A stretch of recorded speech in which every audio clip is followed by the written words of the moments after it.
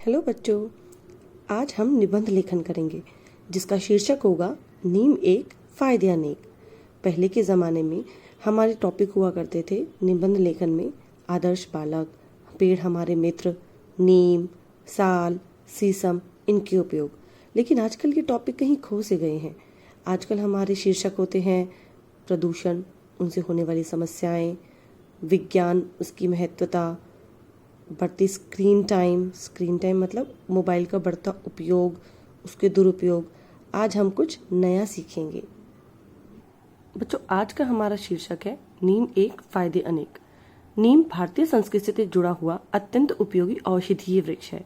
औषधीय इसे इसलिए कहा गया है क्योंकि इससे में औषधि प्राप्त होती है, दवाई।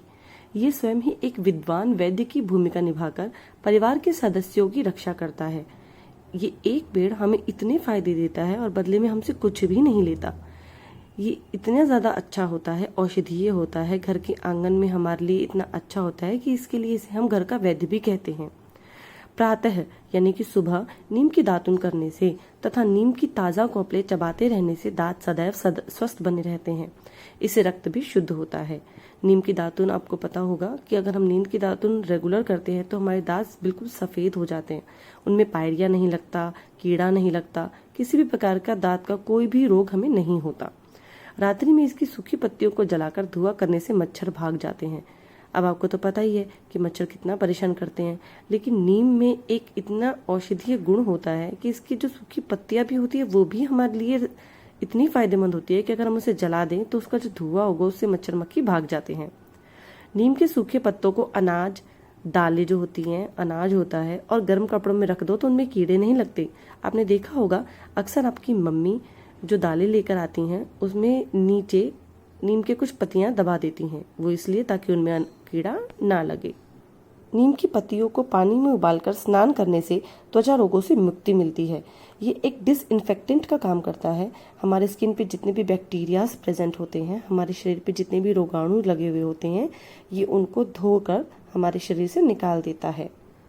नीम की पत्तियों को दरवाजे पर बांधने से संक्रमक कारक रोगाणु और कीट पतंगे घर में प्रवेश नहीं करते।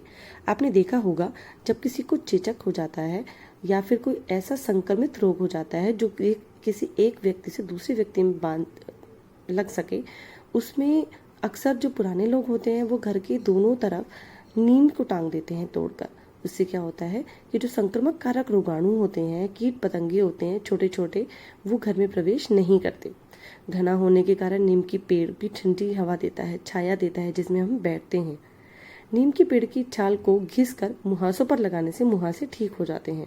हमें जो भी पिंपल्स होते हैं, मुहासे होते हैं, अगर उस पर नीम की पेड़ की छाल को घिसकर लगाया जाए तो मुहासे ठीक हो जाते हैं। नीम का तेल आग से जले घाव को शीघ्र ठीक कर देता है। नीम के तेल से अगर आग से जले हुए घाव पर उसे लगाया जाए तो उसे शीतलता मिलती है और वो जल्दी ठीक हो जाता है।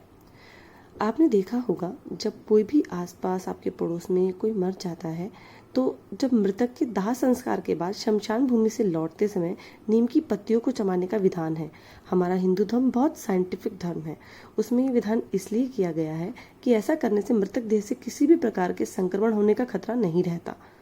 नीम के वृक्ष की पूजा भी की जाती है क्योंकि वो इतना औषधीय है, इतना फायदेमंद है। क्या लेता है वो बदले में हमसे? सिर्फ हमारी कार्बन डाइऑक्साइड, जो हमारे लिए बिल्कुल बेकार है, और बदले में हमें ऑक्सीजन भी देता है। इसलिए नीम के वृक्ष की पूजा भी की जाती है। आइए हम सब मिलकर प्रण करें कि अपने जीवन काल में कम से कम 5 नीम के वृक्ष जरूर लगाएंगे। देखा बच्चों, नीम कितना फायदेमंद है। अब आप भी ऐसा प्रण कीजिए कि कभी न कभी आप अपने जीवन में कोई 5 नीम के वृक्ष जरूर लगाएंगे। धन्यवाद।